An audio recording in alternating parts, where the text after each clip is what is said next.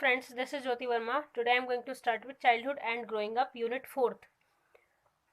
हम अपना ये पूरा सब्जेक्ट कवर कर चुके हैं जिसके अंदर हमने सारे टॉपिक्स लिए हैं और ये आज का हमारा सबसे लास्ट टॉपिक है यूनिट 4th का।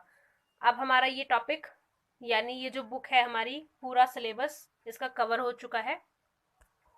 आई होप आपको सारी वीडियोस पसंद आई होंगी और आपका एक तरीके से सारा सिलेबस कवर हुआ होगा अगर आपने मेरी सारी वीडियोस देखी होंगी। और अगर आपने नहीं देखी हैं तो आप चाइल्डहुड एंड ग्रोइंग अप के प्लेलिस्ट में जाकर सारी वीडियोस देख सकते हैं और अपना सिलेबस अच्छे से कवर कर सकते हैं। मैंने सारे पॉइंट्स अच्छे से एक लॉन्ग क्वेश्चन के हिसाब से सारे पॉइंट्स बनाए हैं।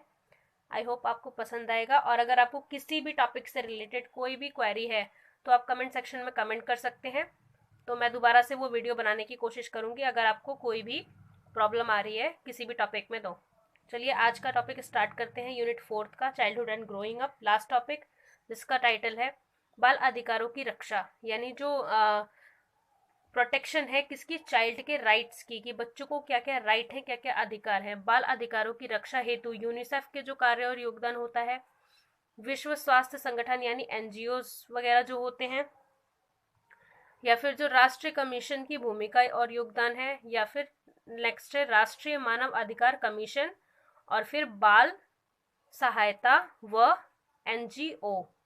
तो इसके अंदर टोटली ये है यूनिसेफ, डब्ल्यूएचओ यानी वर्ल्ड हेल्थ ऑर्गेनाइजेशन, या फिर हमारा जो राष्ट्रीय कमीशन है उसकी भूमिका क्या है नेशनल कमीशन की, और लास्ट में हमारा जो ह्यूमन राइट्स है, या फिर जो चाइल्ड हेल्पलाइन है या फिर कोई एनजीओ है वो किस तरीके से बच्चों के लिए काम करता है, यानी protection of child rights, rules and contribution of UNICEF, WHO, national commission for the protection of child rights, national Human Rights commission, child helpline and NGO. तो ये था हमारा बेसिकली आज का टॉपिक। आगे हम देखेंगे इसके बारे में। Firstly we will start with बाल अधिकारों की रक्षा यानी प्रोटेक्शन ऑफ चाइल्ड राइट्स। तो इसके अंदर क्या है, हमारा संविधान प्रत्येक बालक को अधिकार प्रदान करता है, मतलब जो हमारा संविधान है, जो कॉन्स्टिट्यूशन है, वो क्या करता है, हर बालक को जन्म के बाद यानी जब से उसका जन्म होता है तब से उसके सारे राइट्स पहले दिन से ही जो जो उसके राइट्स हैं वो उसके साथ जुड़ जाते हैं, यानी उसको जो भी राइट्स मिलने चाहिए उनका पूरा अधिकार है उनको।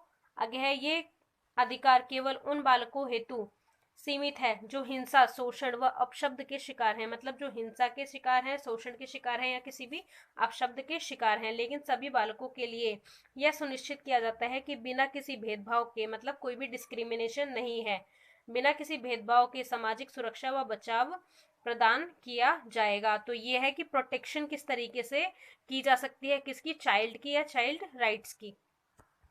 आगे हम देखेंगे बाल अधिकारों की रक्षा इस स्थिति में महत्वपूर्ण है, किन किन स्थितियों में महत्वपूर्ण है किसकी, बाल अधिकारों की रक्षा करना। फर्स्ट है इसके अंदर असक्षमता वाले अथवा असक्षम बालक, यानी जो डिसेबल स्टूडेंट्स होते हैं या बच्चे होते हैं उनके लिए उनका जो अधिकार है उनकी रक्षा होनी चाहिए। सेकंड है गली में रहने वाले या कार्य करने वाले बच्चे, मतलब आपने देखा होगा जैसा कि हमने लास्ट टॉपिक में पढ़ा था कि गली में रहने वाले बच्चे कैसे, जैसे फुटपाथ पे, बस स्टॉप पे, बस डिपो पे, आपको कहीं भी मिल जाएंगे, फ्लाईओवर के नीचे, तो ऐसी जगहों पर आपको बच्चे मिल जाते हैं, उनके भी बाल अधिकारों की रक्षा करने की जरूरत है। या फिर आपको कार्य करने वाले जिनको बाल मजदूरी वगैरह कराई जाती है। थर्ड है हमारा बालकों को अवैध व्यापार, मतलब बालकों के लिए कोई ऐसा व्यापार जो अवैध है, एक तरीके से इलीगल है, उसके जरिए कोई भी काम करवा रहा है। बाल भिखारी, मतलब बच्चों से जो भीख मंगवाते हैं या वो खुद ऐसा काम कर रहे हैं, उनसे उन्हें मुक्त कराना। फिफ्थ है हमारा कैदी बालक, अगर कोई भी क्राइम है या कुछ भी ऐसा कैदी जो एक तरीके से क्राइम के जरिए भी या अदर किसी वे में अगर हम देखें, अगर उनको कैद करके रखा जा रहा है तो कैदी बालकों के लिए भी बाल अधिकारों की रक्षा होनी चाहिए। सिक्स्थ है बाल विवाह का शिकार, मतलब जो बच्चे चाइल्ड मैरिज का शिकार हो जाते हैं, बाल विवाह का, उनको भी अपने अधिकारों की रक्षा करने का एक उनके लिए भी महत्वपूर्ण है ये। सेवंथ है हमारा अनाथ अथवा छोड़े हुए व बेसहारा बालक, जो अनाथ बालक हैं, अनाथालय वगैरह में रह रहे हैं, उनको भी, उनके भी अधिकारों की रक्षा होनी चाहिए।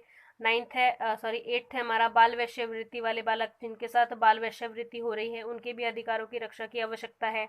नाइन्थ है हमारा जो अपराध व शिकार हुए हों, कोई भी अगर अपराध या शिकार हुआ है इन चीज़ों का तो उनको भी जो उनके बाल अधिकार हैं उनकी रक्षा करने की आवश्यकता है। और टेंथ लास्ट हमारे इसके अंदर है अजन्मा बालक, तो इनके भी अधिकारों की रक्षा करना आवश्यक है। मतलब अगर जन्म नहीं हुआ है या फिर उसको अबॉर्ट कराया जा रहा है या ऐसा कुछ है तो उसके भी अधिकारों की, मतलब उसको अगर उसको जन्म लेना है तो उसको जन्म लेने दिया जाए, मतलब उसको अबॉर्ट ना किया जाए। तो इन चीज़ों में टोटली 10 पॉइंट थे हमारे जिसके अंदर बाल अधिकारों की रक्षा इस स्थिति में महत्वपूर्ण है। अगर ये सारी स्थितियां हमारे सामने आ जाती हैं तो बाल अधिकार का एक तरीके से उसको उसकी रक्षा करना, उसको डिफेंड करना आवश्यक है, महत्वपूर्ण है।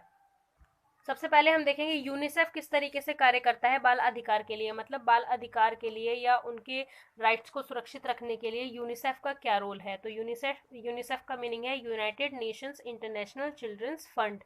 गठित किया गया किसके द्वारा? यूनाइटेड नेशन जनरल असेंबली द्वारा ये किया गया गठित। और इसके अंदर क्या है, नेक्स्ट इसकी डेट क्या है, दिसंबर 2011 में ये गठित किया गया, जिसका कार्य क्या है, देश के बालकों को आपातकालीन यानी किसी भी इमरजेंसी में भोजन एवं स्वास्थ्य की देखभाल प्रदान करना। बहुत सारे इसके रोल्स होते हैं, वो हम आगे देखेंगे। बाकी बेसिकली ये है कि इसका फुल नेम है, कब ये गठित हुआ और किसके द्वारा हुआ, ये चीज है इसके अंदर। नेक्स्ट है रोल ऑफ यूनिसेफ। यूनिसेफ की भूमिका, फर्स्ट है जन्म पंजीकरण, मतलब बर्थ रजिस्ट्रेशन कराना इसकी एक भूमिका है, इसका एक रोल है। बाल श्रम यानी चाइल्ड लेबर, कोई भी ऐसा बालक ना हो जिसके द्वारा कोई भी मजदूरी कराई जा रही हो। थर्ड है बाल विवाह यानी चाइल्ड मैरिज, चाइल्ड मैरिज नहीं किया जा सकता किसी भी बच्चे को जब तक वो 18 ईयर्स का, या गर्ल है तो 21, बॉय है तो 21 ईयर्स, या गर्ल है तो 18 ईयर्स, मतलब 18 साल के पहले किसी भी बच्चे का, गर्ल हो या बॉय, उनका विवाह नहीं कराया जा सकता। बाल यौन शोषण यानी चाइल्ड सेक्सुअल एक्सप्लॉयटेशन अगर हो रहा है तो इसमें भी यूनिसेफ की भूमिका है। बाल अवैध व्यापार हो रहा है यानी अगर उनके साथ कोई भी ऐसा इलीगल वर्क कराया जा रहा है व्यापार के तौर पर, ट्रैफिकिंग हो रही है, तो इसके लिए भी इसकी एक भूमिका है, इसको हटाया जाए। सिक्स्थ है बालक एवं न्याय यानी चिल्ड्रन एंड जस्टिस, बच्चों को न्याय मिलना चाहिए। सेवंथ है विभेदीकरण, डिस्क्रिमिनेशन नहीं होना चाहिए। एट्थ है माता की देखभाल, माता पिता की देखभाल से वंचित बालक, मतलब जिन बच्चों को माता पिता की देखभाल यानी उनकी केयर नहीं मिल पाती, तो चाइल्ड विदाउट पेरेंटल केयर, इनके लिए यूनिसेफ कार्य करता है। नाइन्थ है बालकों के संघर्ष स्थिति, मतलब चिल्ड्रन इन कॉन्फ्लिक्ट, अगर किसी भी कॉन्फ्लिक्ट में बच्चा फंसा हुआ है तो उसके लिए भी एक रोल है किसका, यूनिसेफ का, उसको एक तरीके से सेव रखना हर स्थिति में। टेंथ है हमारा इसके अंदर बालकों के विरुद्ध अगर वायलेंस हो रहा है कोई भी अगेंस्ट चिल्ड्रन, तो ये 10 पॉइंट्स थे जिसके लिए किसकी भूमिका है, यूनिसेफ की। यूनिसेफ के द्वारा इन चीज़ों को सॉर्ट आउट किया जाता है और बच्चों से रिलेटेड इन सारी प्रॉब्लम्स को खत्म किया जाता है। नेक्स्ट देखेंगे विश्व स्वास्थ्य संगठन यानी यूनिसेफ का हमने देख लिया उसकी क्या भूमिका है, और रोल भी रोल हमने देख लिया और योगदान भी लगभग इन्हीं सारी चीज़ों में होता है। तो इन्हीं पॉइंट्स को आप मिक्स करके उनका योगदान भी बना सकते हैं एक तरीके से।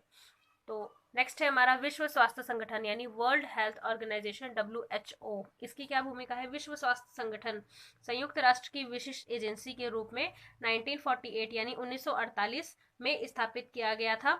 विश्व स्वास्थ्य संगठन का मुख्य उद्देश्य जनता स्वास्थ्य परिस्थितियों में सुधार हेतु अंतर्राष्ट्रीय सहयोग है। यानी क्या काम है इसका, विश्व स्वास्थ्य संगठन का मुख्य कार्य क्या है, मुख्य उद्देश्य जनता स्वास्थ्य परिस्थिति, मतलब उनके स्वास्थ्य से रिलेटेड किसी भी परिस्थिति में सुधार करना, मतलब टोटली ये हेल्थ ऑर्गेनाइजेशन है और हेल्थ के लिए ही काम करता है, स्वास्थ्य के लिए ही काम करता है।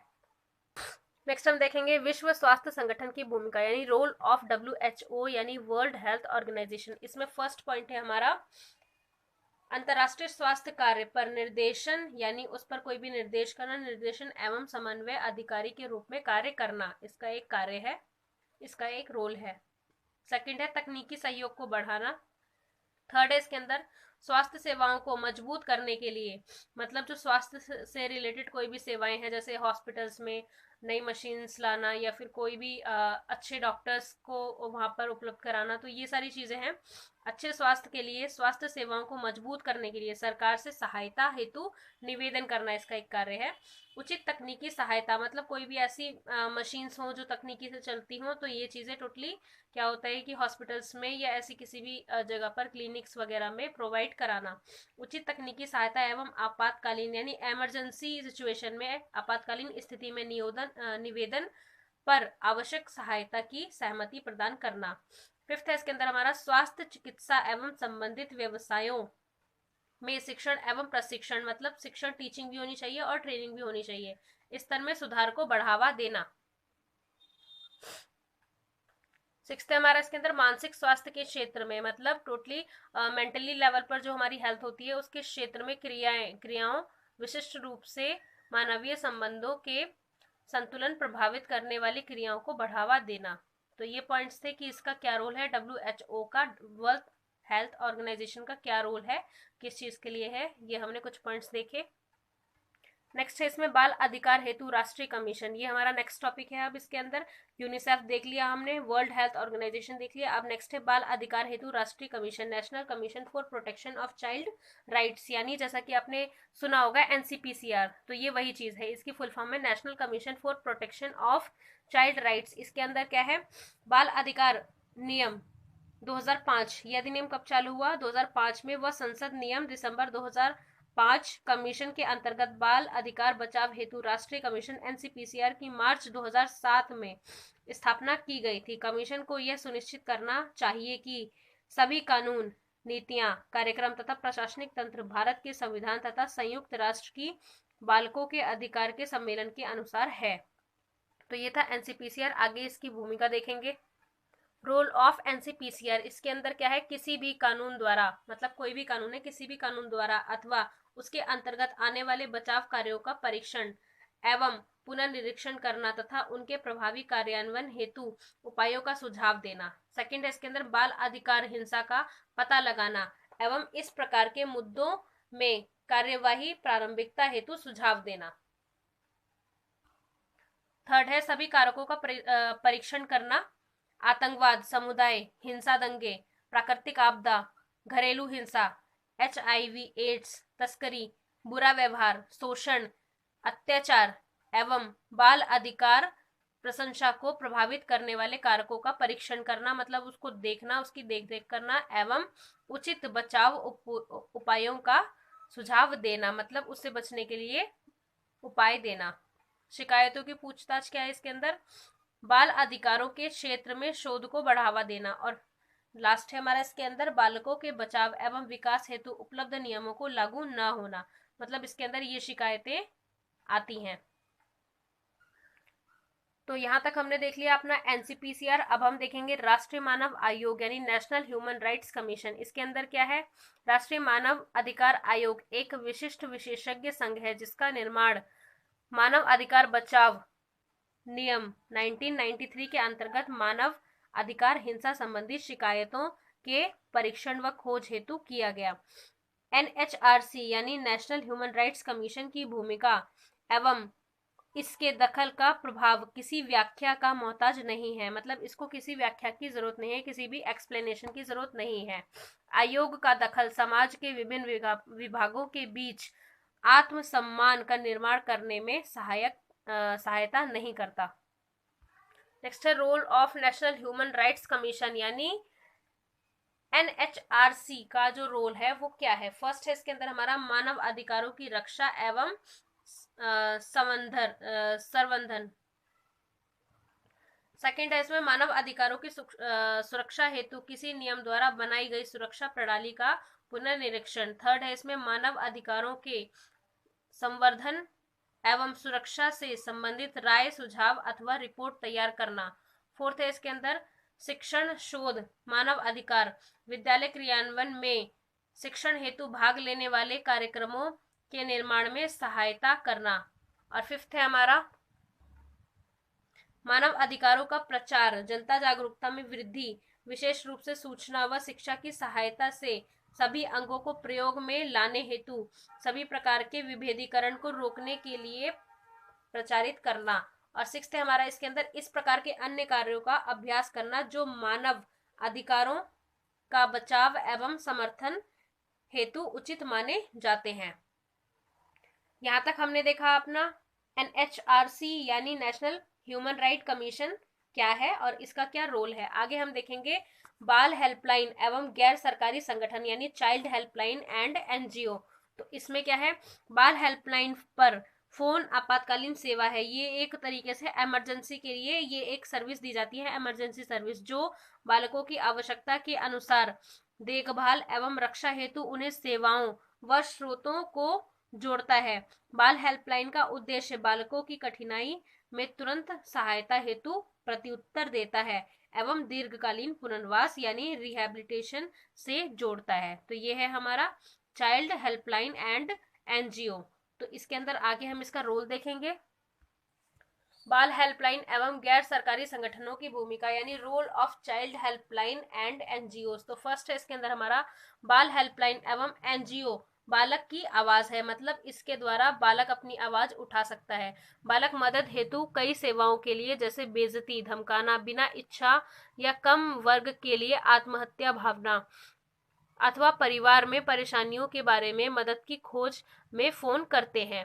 मतलब इन सारी परेशानियों के लिए ये यहाँ पर हेल्प ले सकते हैं, हेल्पलाइन नंबर पर कॉल कर सकते हैं। सेकंड है बाल हेल्पलाइन एवं NGO बालक को उनके अधिकारों के बारे में सूचना प्रदान करता है, मतलब उन्हें इसके प्रति जागरूक करता है।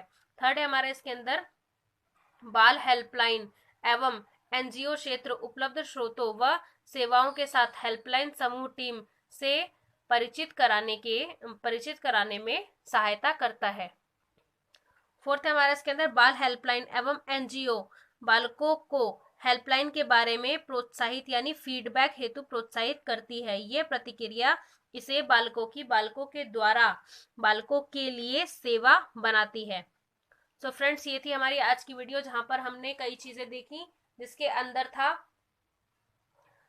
चाइल्ड हेल्पलाइन एंड NGOs के बारे में, या फिर चाइल्ड राइट्स को किस तरीके से चाइल्ड को अपने राइट्स के लिए किस तरीके से अवेयर कराया जाए, या फिर जो WHO वर्ल्ड हेल्थ ऑर्गेनाइजेशन है, या फिर चाइल्ड के राइट्स के प्रोटेक्शन के लिए जैसे NCPCR हमने पढ़ा। तो ये सारी चीजें आज हमने इस टॉपिक में देखी। आई होप आपको इस सिलेबस का लास्ट वीडियो पसंद आया होगा, और आपको अगर सारी वीडियोस नहीं मिली है तो आप प्लेलिस्ट में जाकर सारी वीडियोस गेट कर सकते हैं। फर्स्ट पॉइंट से लेकर लास्ट पॉइंट तक सारी videos childhood and growing up नाम से एक प्लेलिस्ट है, जिसके अंदर आपको सारी वीडियोस मिल जाएंगी। So friends, thank you so much for watching this video. मेरे चैनल को सब्सक्राइब करें, वीडियो को लाइक करें, शेयर करें एंड कमेंट करें, और आपको इसी तरीके की वीडियोस आगे अदर सब्जेक्ट्स के लिए भी मिलती रहेंगे जो आपके first year first semester BEd IP university के हैं। Thank you so much friends for watching this video.